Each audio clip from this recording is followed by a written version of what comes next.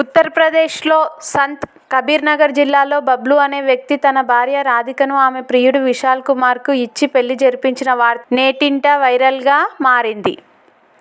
అయితే తాజాగా అతడు అలా ఎందుకు చేశాడో వివరించాడు. ఇటీవలి రోజుల్లో భర్తలను వారి భార్యలు చంపడం మనం చూశాము అని బబ్లు వార్తా సంస్థ పీటీఐతో అన్నాడు. ఇటీవల దేశవ్యాప్తంగా కలకలం సృష్టించిన మీరట్ ఘటన.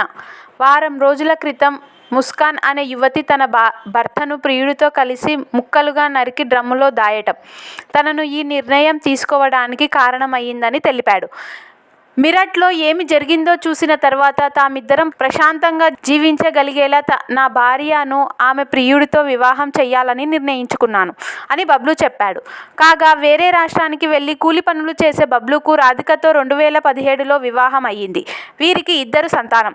ఈ క్రమంలో రాధికకు విశాల్ అనే యువకుడితో వివాహేతర సంబంధం ఏర్పడింది. ఆ విషయం తెలుసుకున్న బబ్లు ఆమెను ప్రశ్నించాడు. కానీ ఆమె ప్రియుడిని వదులుకునేందుకు ఒప్పుకోలేదు.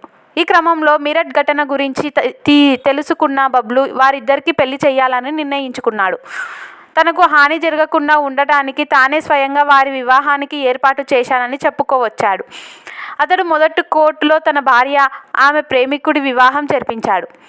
ఆపై వారిని ఒక ఆలయానికి తీసుకువెళ్లాడు. అక్కడ వారు దండలు మార్చుకున్నారు.